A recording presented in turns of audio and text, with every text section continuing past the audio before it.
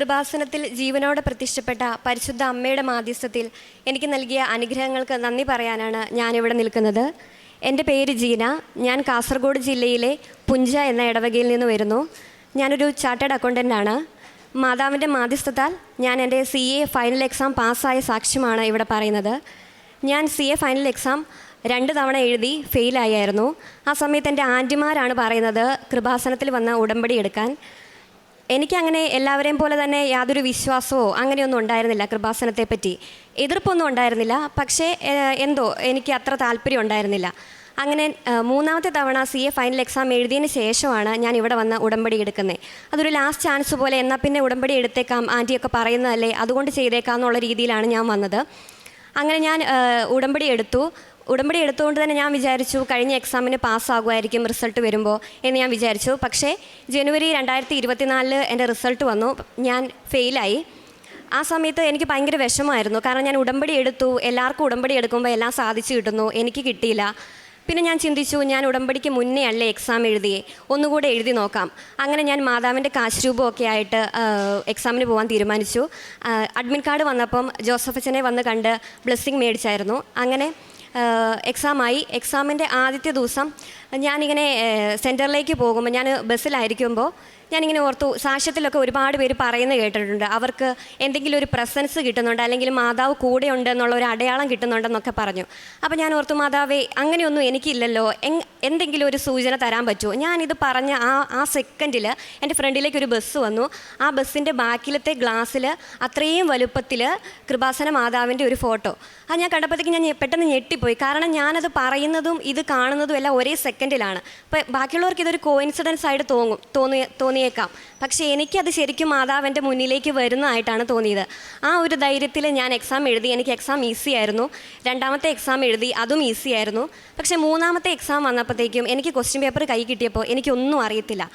അതിൽ എനിക്ക് എഴുതാനൊന്നുമില്ല. അപ്പോൾ CA എക്സാമിനൊരു ഇതുണ്ട്, നമ്മൾ ഏതെങ്കിലും ഒരു സബ്ജക്റ്റ് ഫെയിലായിട്ടുണ്ടെങ്കിൽ ബാക്കി എല്ലാം വീണ്ടും എഴുതണം. ബാക്കി എല്ലാം പാസ്സായെന്ന് വെച്ചാലും ഒരെണ്ണം ഫെയിലായാലും എല്ലാം ഒന്നിച്ച് വീണ്ടും എഴുതണം. അപ്പോൾ എനിക്ക് മനസ്സിലായി എന്തായാലും കിട്ടത്തില്ല. കാരണം ഈ എക്സാമിന് ഞാൻ ഫെയിലാണ്, എനിക്കതിലൊന്നും എഴുതാനില്ല. അങ്ങനെ ഞാൻ വിചാരിച്ചു, എഴുതണോ വേണ്ടയോ, സെൻറ്ററിൽ നിന്ന് ഇറങ്ങിപ്പോയാലോ, അങ്ങനെയൊക്കെ ആലോചിച്ചു. പക്ഷേ ആകെയുള്ള ധൈര്യം മാതാവ് എൻ്റെ മുന്നിൽ വന്നു, മാതാവ് എൻ്റെ കൂടെ ഉണ്ടെന്നുള്ള ആ ഒരു ചിന്തയാണ്. അങ്ങനെ ഞാൻ എക്സാം എഴുതി. ജൂലൈ 2024 റിസൾട്ട് വന്നു. റിസൾട്ട് വരുന്ന അന്ന് ഞാനിവിടെ കൃപാസനത്തിൽ വന്നു, ഉടമ്പടി പുതുക്കി. രാവിലെ റിസൾട്ട് വന്നായിരുന്നു. ഞാൻ ഉടമ്പടി എല്ലാം പുതുക്കി കഴിഞ്ഞിട്ടാണ് ഞാൻ റിസൾട്ട് നോക്കുന്നത്. ഞാൻ പാസ്സായി. CA ഫൈനൽ ഫസ്റ്റ് ഗ്രൂപ്പ് പാസ്സായി. അതിന് എൻ്റെ കഴിവ് കൊണ്ടല്ല, എൻ്റെ കഴിവ് കൊണ്ടല്ല, ദൈവത്തിൻ്റെ കൃപ കൊണ്ടാണെന്ന് എന്നെ ബോധ്യപ്പെടുത്താൻ വേണ്ടിയാണ് ആ 3ാമത്തെ എക്സാം അത്രയും ടഫായെന്ന് ഞാൻ വിശ്വസിക്കുന്നു. അങ്ങനെ പിന്നെ നവംബർ 2024 വേണ്ടിയിട്ട് ഞാൻ വീണ്ടും പ്രിപ്പയർ ചെയ്തു സെക്കൻഡ് ഗ്രൂപ്പിന് വേണ്ടിയിട്ട്. പക്ഷേ ആ സമയത്ത് എനിക്കധികം പഠിക്കാനൊന്നും പറ്റിയില്ല. ഞാനൊരു 50% പഠിച്ചിട്ടുള്ളൂ. അപ്പോൾ എനിക്കറിയാം ഞാൻ എഴുതിയിട്ടുണ്ടെങ്കിൽ, അല്ലെങ്കിൽ ഞാൻ എഫേർട്ട് ഇട്ടിട്ടില്ല. അപ്പോൾ ഞാൻ മാതാവിനോട് ചോദിച്ചു, മാതാവ് ഞാനിത് എഴുതണോ? ഞാനൊന്നും ചെയ്തിട്ടില്ല എൻ്റെ ഭാഗത്തുനിന്ന്, ഞാൻ എങ്ങനെ നിന്നോട് ചോദിക്കും? ലാസ്റ്റ് ടൈം നീ എൻ്റെ കൂടെ വന്ന് എനിക്ക് ചെയ്തു തന്നു, പക്ഷേ ഇത്തവണ എനിക്ക് ചോദിക്കാനുള്ളൊരു യോഗ്യത പോലും ഇല്ല. അപ്പോൾ ഞാൻ മാതാവിനോട് പറഞ്ഞു, മാതാവേ നീ എൻ്റെ കൂടെ വരുന്നുണ്ടെങ്കിൽ മാത്രം ഞാൻ എക്സാം എഴുതിയാൽ മതി, ഇല്ലെങ്കിൽ ഞാൻ എഴുതുന്നില്ല, എഴുതിയിട്ട് ഫെയിലാവാൻ എനിക്ക് വയ്യ. അങ്ങനെ ഞാൻ പറഞ്ഞു. അങ്ങനെ ഞാൻ ഇവിടെ വന്ന് വീണ്ടും ഉടമ്പടി പുതുക്കുന്ന ആദ്യത്തെ തവണ ഉടമ്പടി എടുക്കാൻ നേരത്ത് പ്രദക്ഷിണത്തിൻ്റെ സമയത്ത് എനിക്കാണ് മാതാവിനെ പിടിക്കാൻ കിട്ടിയത്. അതേപോലെ ഞാൻ 3ാമത്തെ തവണ ഇവിടെ ഉടമ്പടി പുതുക്കാൻ വന്നപ്പോൾ അന്നും എനിക്ക് മാതാവിനെ പിടിക്കാൻ കിട്ടി. അപ്പോൾ എനിക്ക് ഭയങ്കര ഒരു ധൈര്യമായി. ഞാനൊന്നും ചെയ്തിട്ടില്ലെങ്കിലും, അല്ലെങ്കിൽ മാതാവിൻ്റെ കൂടെ വരുന്നുണ്ടെന്നൊരു സൂചന തന്നതാണ്, ഞാൻ ചോദിച്ചതിനുള്ളൊരു റിപ്ലൈ ആണെന്ന് ഞാൻ വിചാരിച്ചു. അങ്ങനെ ഞാൻ എക്സാം എഴുതാൻ തീരുമാനിച്ചു. പ്രിപ്പറേഷൻസ് ഒന്നും ആയിട്ടില്ല, പക്ഷേ ഞാൻ എക്സാം എഴുതാൻ തീരുമാനിച്ചു. അങ്ങനെ ആദ്യത്തെ എക്സാമിന് പോകുന്നതിന് മുമ്പ് ഞാനിങ്ങനെ ബൈബിൾ തുറന്നു നോക്കി. അപ്പം ഞാൻ CA കോഴ്സിൽ ജോയിൻ ചെയ്തിട്ട് ആദ്യം ഫൗണ്ടേഷൻ മുതൽ ഇന്ന് വരെ എൻ്റെ 11ാമത്തെ എക്സാമാണ് ഈ എഴുതാൻ പോകുന്നത്. അപ്പോൾ ഞാൻ ആദ്യം എക്സാമിന് പോകുന്നതിന് മുമ്പ് ബൈബിൾ തുറന്നപ്പം എനിക്ക് കിട്ടിയത് സക്കറിയ പ്രവാചകൻ്റെ പുസ്തകം 11ാം അധ്യായം. അതിലിങ്ങനെ എഴുതിയിരിക്കുന്നത്, ഞാൻ കൃപയുടെ വടിയെടുത്ത് ഒടിച്ചു കളഞ്ഞു, സകല ജനതകളുമായി ഞാൻ ചെയ്ത എൻ്റെ ഉടമ്പടി അസാധുവാക്കി, അത് ഇന്ന് തന്നെ അസാധുവായി. ഇത് കണ്ടപ്പോഴത്തേക്ക് ഞാൻ ഞെട്ടിപ്പോയി. കാരണം എൻ്റെ ഉടമ്പടി അസാധുവായി, അല്ലെങ്കിൽ കൃപയുടെ വടി ദൈവം ഒടിച്ചു ഒഴിച്ചു കളഞ്ഞു എന്നാണ് പറയുന്നത്. അപ്പോൾ ഈ ഒരു സാഹചര്യത്തിൽ എനിക്കറിയത്തില്ല, മാതാവ് എൻ്റെ കൂടെ വന്നു, ഞാൻ പ്രദക്ഷിണത്തിന് എനിക്ക് മാതാവിനെ പിടിക്കാൻ കിട്ടി. പക്ഷേ ഇപ്പം ഇങ്ങനെ ഒരു വചനം, അപ്പോൾ എനിക്ക് അറിയത്തില്ല ഇതെന്താ അതിൻ്റെ അർത്ഥമൊന്നും. അങ്ങനെ ഞാൻ ലാസ്റ്റ് ടൈം പോയ അതേ സെൻറ്ററിൽ തന്നെയായിരുന്നു, അന്ന് പോയ അതേ ബസ് സ്റ്റോപ്പിൽ ഞാനിങ്ങനെ മാതാവ് ആ സെയിം ബസ് കാണൂല, അതേ ടൈമിൽ തന്നെ ഞാൻ പോകുന്നത്, സെയിം ബസ് വരുമല്ലോ, മാതാവിനെ കാണുമല്ലോ, ഇതൊക്കെ എനിക്കൊരു എക്സ്പെക്റ്റേഷൻ ഉണ്ട്. പക്ഷേ അന്ന് ഞാനത് കണ്ടില്ല, മാതാവിനെ കണ്ടേയില്ല, അങ്ങനെ ഒരു ബസ്സും വന്നിട്ടില്ല, അങ്ങനെ ഒരു ഫോട്ടോയും കണ്ടിട്ടില്ല. പക്ഷേ ആ സമയം ഞാനിങ്ങനെ 11 എന്നുള്ള നമ്പർ കാണുക. ഞാനപ്പം പോകുന്നതിന് മുമ്പ് കണ്ടതും 11 എന്നുള്ള നമ്പർ, എൻ്റെ എക്സാമും 11ാമത്തെയാണ്. അപ്പോൾ ഞാൻ 11 എന്നുള്ളൊരു നമ്പർ, അതും ബ്ലൂവിൽ വൈറ്റ് കളറിൽ എഴുതിയേക്കുന്ന ഒരു നമ്പർ. അപ്പോൾ ഇതെല്ലാം കൂടി എനിക്ക് അങ്ങോട്ട് കണക്റ്റ് ആവുന്നില്ല, ഇത് പോസിറ്റീവാണോ നെഗറ്റീവാണോ ഒന്നും. പക്ഷേ എക്സാം എല്ലാം പൊതുവേ പാടായിരുന്നു. പക്ഷേ എൻ്റെ ഒരു ഹോപ്പ് മാതാവിൽ മാത്രമാണല്ലോ. അങ്ങനെ റിസൾട്ടിന് വേണ്ടി വെയിറ്റ് ചെയ്തു. റിസൾട്ട് വന്നത് ആദ്യമായിട്ടാണ് CA എക്സാം രാത്രിയിൽ വരുന്നത്, റിസൾട്ട് രാത്രിയിൽ വരുന്നത്. രാവിലെ വരുമെന്ന് പറഞ്ഞു, വെയിറ്റ് ചെയ്തു. അങ്ങനെ രാത്രിയായി. ഒരു വൈകുന്നേരം 7 മണിയായപ്പോൾ നോട്ടിഫിക്കേഷൻ വന്നു. രാത്രി 11 മണിക്കാണ് റിസൾട്ട് വരുന്നത്. അവിടെയും 11 കണ്ടു. അപ്പോഴത്തേക്ക് എനിക്ക് ദൈവമേ നല്ലൊരു റിസൾട്ടാണോ നീ തരാൻ പോകുന്നത്, ഈ 11 എന്നുള്ളതൊരു നല്ല സൂചനയാണോ, എനിക്കറിയത്തില്ല. അങ്ങനെ ഞാൻ വിചാരിച്ചു. അപ്പോൾ അതിന് മുന്നേ റിസൾട്ട് വരുന്നതിന് ഒരു രണ്ടാഴ്ച മുന്നേ ഞാനൊരു സ്വപ്നം കണ്ടായിരുന്നു. രാത്രിയിൽ ഇങ്ങനെ ആകാശത്ത് വലിയൊരു മഴവില്ല്. അപ്പോൾ എനിക്കൊരു എന്താണെന്ന് എനിക്ക് മനസ്സിലായില്ല. രാത്രിയിൽ അങ്ങനെ നമ്മൾ മഴവില്ല് കാണുന്ന ഒരു സാധ്യതയും ഇല്ലല്ലോ, എങ്ങനെയാണ് രാത്രിയിൽ മഴവില്ല് കാണുന്നത്? അതേപോലെ ജോസഫ് അച്ഛനെ ഞാൻ സ്വപ്നത്തിൽ കണ്ടു. അച്ഛൻ ഇങ്ങനെ വന്നിട്ട് എൻ്റെ തലയിൽ ഇങ്ങനെ തലോടുന്ന ഒരു സ്വപ്നം. അപ്പോൾ ഇത് രണ്ടും എനിക്കൊരു പോസിറ്റീവ്നെസ് ആയിരുന്നു. അതേപോലെ റിസൾട്ട് 11 മണിക്ക് വരും എന്നുള്ള നോട്ടിഫിക്കേഷൻ കണ്ടപ്പോഴും ഞാൻ ഈ പ്രതീക്ഷയിലായിരുന്നു. പക്ഷേ റിസൾട്ട് വന്നു, ഞാൻ ഫെയിലായി. അപ്പോൾ എനിക്ക് ഒന്നും അങ്ങോട്ട് കണക്റ്റ് ആവുന്നില്ല. എന്താ മാതാവ് തരുന്ന സൂചന, അത് പോസിറ്റീവാണോ നെഗറ്റീവാണോ? ലാസ്റ്റ് ടൈം എൻ്റെ കഴിവിലല്ല, മാതാവ് ദൈവത്തിൻ്റെ കൃപയാലും എനിക്ക് സാധിച്ചു തന്നു. പക്ഷേ ഇത്തവണ ഞാൻ സെയിം തന്നെ പ്രാർത്ഥിച്ചു, പക്ഷേ എനിക്ക് ചെയ്ത് തന്നില്ല. എന്താണെന്നൊരു ഭയങ്കര കൺഫ്യൂഷനായിരുന്നു. അങ്ങനെ ഞാൻ ഓർത്തു, പിന്നെ ഞാൻ എൻ്റെ പോരായ്മ കൊണ്ടായിരിക്കും, ഞാൻ ഉടമ്പടിയിൽ പിന്നോട്ട് പോയിരുന്നു, അതുകൊണ്ടായിരിക്കാം ഇങ്ങനെ സംഭവിച്ചത്. ദൈവം എനിക്ക് വചനത്തിൽ ആദ്യം തന്നതുപോലെ തന്നെ കൃപ ഈ അറ്റംപ്റ്റിൽ വർക്കായിട്ടുണ്ടാവത്തില്ല, ഞാൻ കുറച്ചും കൂടെ മുന്നോട്ട് വരണം, അതുകൊണ്ടായിരിക്കും ഞാൻ വിചാരിച്ചു. അങ്ങനെ മെയ് 2025 ഞാൻ വീണ്ടും എക്സാം പ്രിപ്പയർ ചെയ്തു. അങ്ങനെ ഞാൻ ആ എക്സാം എൻ്റെ 12ാമത്തെ എക്സാം ആണല്ലോ. അപ്പം ഞാനിങ്ങനെ പറഞ്ഞു, അച്ഛൻ ഇങ്ങനെ ധ്യാനത്തിൽ പറയാറുണ്ട് 12 എന്നുള്ളത് ഒരു കംപ്ലീറ്റ് നമ്പറാണ്. അപ്പം ഞാൻ പറഞ്ഞു 12 എന്നുള്ളൊരു കംപ്ലീറ്റ് നമ്പറാണ്, ഇതെൻ്റെ 12ാമത്തെ എക്സാമാണ്, ഇനി ഞാൻ എഴുതത്തില്ല, എനിക്ക് മാതാവ് തരുവാണെങ്കിൽ തന്നാൽ മതി, അത് ഞാൻ വേണമെന്ന് പറയുന്നില്ല, എനിക്ക് മാതാവിന് ഇഷ്ടമുണ്ടെങ്കിൽ എനിക്കത് തന്നാൽ മതി, പക്ഷേ ഈ 12ാമത്തെ എക്സാം കൂടി ഞാനിത് നിർത്തും, വീണ്ടും ഞാൻ ഇനി എഴുതത്തില്ല എന്ന് പറഞ്ഞു. അങ്ങനെ ഞാൻ ആദ്യത്തെ എക്സാമിന് പോകാൻ വേണ്ടി ഞാൻ ബൈബിൾ തുറന്നപ്പോൾ എനിക്ക് കിട്ടുന്നത് ഏശയ്യാ പ്രവാചകൻ്റെ പുസ്തകം 12ാം അധ്യായം. 12ാം അധ്യായത്തിൽ അത് കറക്റ്റ് 12 എന്നുള്ള നമ്പർ കിട്ടിയപ്പോഴേക്കും എനിക്ക് സന്തോഷമായി.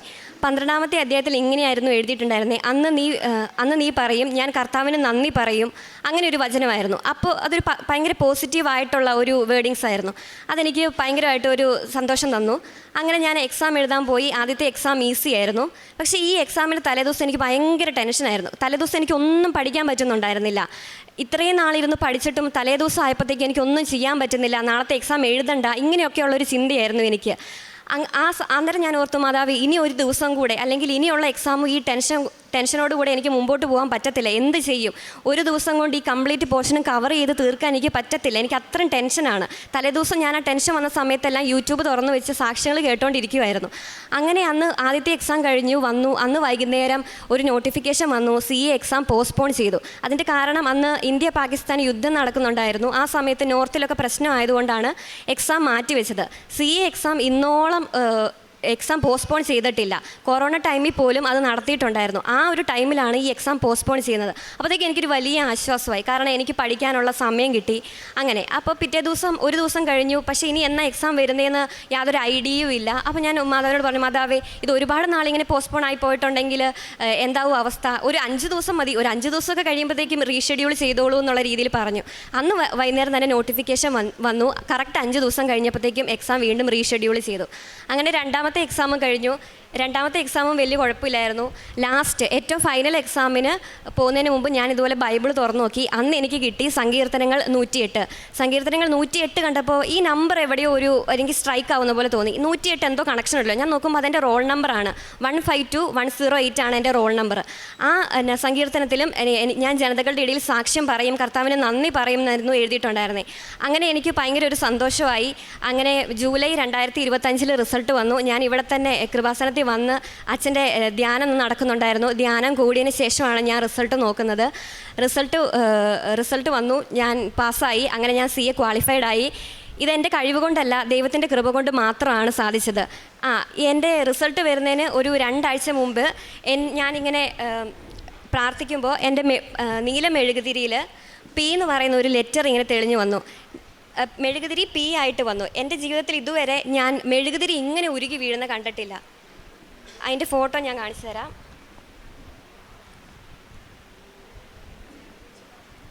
ഇതാണ് അതിൻ്റെ ഫോട്ടോ. അത് കറക്റ്റ് P എന്നുള്ള ലെറ്റർ ആയിരുന്നു. അപ്പം ഞാൻ ഉറപ്പിച്ചു ഇത് പാസ്ന്ന് മാതാവ് എനിക്ക് എഴുതി കാണിച്ചു തന്നതാണ്.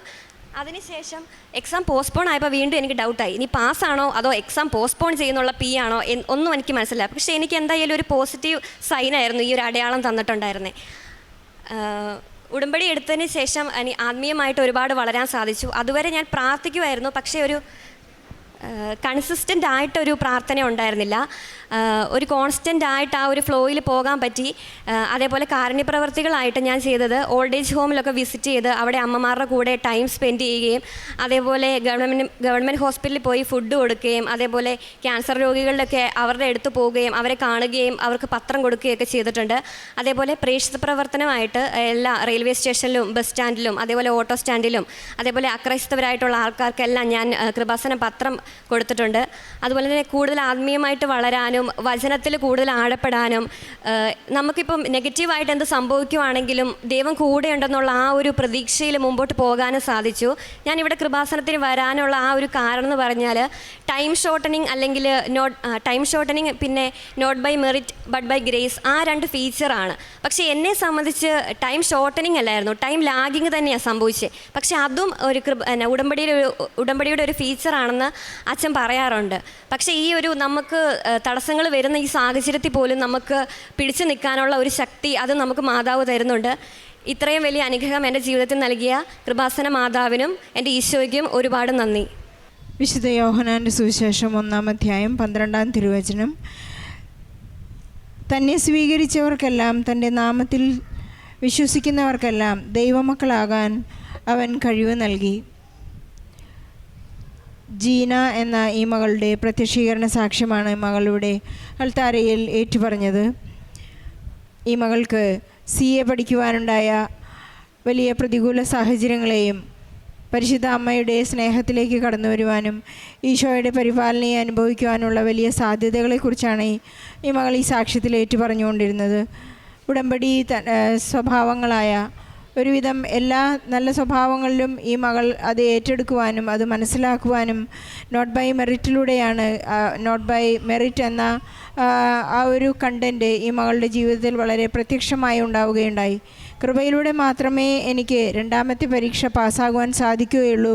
ആദ്യത്തെ പരീക്ഷ പരിശുദ്ധ അമ്മയുടെ മധ്യസ്ഥതയിലൂടെ സാമീപ്യത്തിലൂടെ താൻ ആഗ്രഹിച്ച വിധത്തിൽ എനിക്കൊരു സാമീപ്യം കാണിച്ചു തരണമേ എന്ന് പ്രാർത്ഥിക്കുമ്പോൾ തന്നെ പരിശുദ്ധ അമ്മയുടെ കൃപാസനം അമ്മയുടെ ഒരു വലിയ പോസ്റ്റർ ഒരു ബസ്സിൽ കാണിക്കാനായിട്ട് പരിശുദ്ധ അമ്മ കൃപയരുളിക്കൊണ്ട് ഈ മകൾക്ക് സാമീപ്യം നൽകി.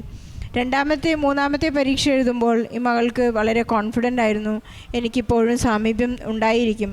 പക്ഷേ ഓരോ തവണ ഫെയിലായപ്പോഴും അതുപോലെ തന്നെ പ്രതികൂല സാഹചര്യങ്ങൾ വന്നപ്പോഴും എങ്ങനെയാണ് ഉടമ്പടി മുന്നോട്ട് കൊണ്ടുപോകേണ്ടതെന്ന്, ഈശോയോടുള്ള സ്നേഹം എങ്ങനെയാണ് ഞാൻ ആഴപ്പെടുത്തേണ്ടതെന്നും കൃത്യമായി പരിശുദ്ധ അമ്മയോട് കമ്മ്യൂണിക്കേഷൻ ചെയ്യാനുള്ള വിധങ്ങൾ എങ്ങനെയൊക്കെയാണെന്നും പഠിച്ചെടുക്കുവാനും അതുപോലെ തന്നെ വെയിറ്റ് ചെയ്യുവാനും എപ്പോഴാണ് ഈശോ എൻ്റെ ജീവിതത്തിലേക്ക് കടന്നു വരുന്നത്, വിശുദ്ധ ദിവ്യബലിയിൽ എങ്ങനെയൊക്കെയാണ് ഞാൻ ആഴപ്പെടേണ്ടത്, അങ്ങനെ ഒരുപാട് സാഹചര്യങ്ങൾ ആത്മീയമായി വളരാനും താനൊരു വലിയ ഒരു കോഴ്സാണ് ചെയ്യുന്നതെന്ന് മനസ്സിലാക്കിക്കൊണ്ട് തന്നെ മറ്റുള്ളവരിലേക്ക് ഇറങ്ങിച്ചെല്ലുവാനും തന്നെ സ്റ്റാറ്റസിനെ ലോ ചെയ്യുവാനും അങ്ങനെ ഒരുപാട് സാഹചര്യങ്ങൾ ഈ മകൾക്ക് ആത്മീയമായി വളരാനും മറ്റു മക്കളുടെ അവസ്ഥകളെ കണ്ടുപിടിക്കുവാനും കണ്ടെത്തുവാനും അവരിലേക്ക് ഇറങ്ങിച്ചെല്ലുവാനൊക്കെയുള്ള ഒരു വലിയ സാധ്യതകൾ ഈ മകൾക്ക് ലഭിച്ചു. ഇന്ന് ഈ മകൾ പറയുന്നത്, ഞാൻ കോൺസ്റ്റൻ്റായി ഇനി ഈശോയെ ഫോളോ ചെയ്യും, എനിക്ക് എന്തു തന്നെ സംഭവിച്ചാലും പരിശുദ്ധ അമ്മ എനിക്ക് വേണ്ടി മാധ്യസ്ഥം അപേക്ഷിക്കും. അതുപോലെ തന്നെ സ്വപ്ന ദർശനങ്ങളിലൂടെയും പരിശുദ്ധ അമ്മ ബഹുമാനപ്പെട്ട ജോസഫ് അച്ഛൻ്റെ സ്വപ്നത്തിലൂടെയുള്ള തലോടലൂടെയും എല്ലാം ഈ മകൾക്ക് പരിശുദ്ധ അമ്മ കമ്മ്യൂണിക്കേഷൻ നൽകിക്കൊണ്ടിരുന്നു.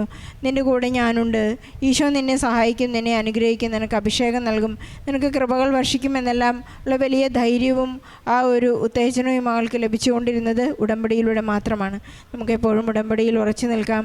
നമ്മുടെ ഏതൊരു സാഹചര്യങ്ങളിലും നാം ഒറ്റപ്പെട്ടു പോകുമ്പോഴായാലും, പഠന സാഹചര്യങ്ങളിൽ നമുക്ക് പഠിക്കാൻ സാധിക്കാത്ത അവസരങ്ങളിലായാലും, എൻ്റെ കഴിവിലല്ല കൃപയിലാണ് എല്ലാം ഈ പി എന്നുള്ള ആ അക്ഷരം കാണിച്ചതുപോലെ ഞാൻ പാസ്സാകുന്നതായാലും പോസ്റ്റ്പോണ്ട് ആയാലും അത് ദൈവമറിയാതെ എൻ്റെ ജീവിതത്തിൽ ദൈവത്തിൻ്റെ ഇടപെടൽ എനിക്കുണ്ടാകുമെന്ന് കൃത്യമായി വിശ്വസിക്കുകയും ചെയ്യാം.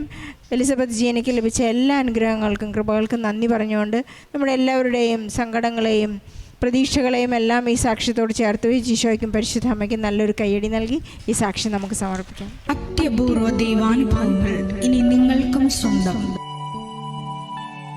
ഈ യൂട്യൂബ് ചാനൽ ഇതുവരെ സബ്സ്ക്രൈബ് ചെയ്തിട്ടില്ലെങ്കിൽ ഇപ്പോൾ തന്നെ സബ്സ്ക്രൈബ് ചെയ്യുക. ഈ വീഡിയോ ഇപ്പോൾ തന്നെ നിങ്ങളുടെ സുഹൃത്തുക്കൾക്ക് ഷെയർ ചെയ്തുകൊണ്ട് കർത്താവിൻ്റെ പ്രേക്ഷിതരാകുക.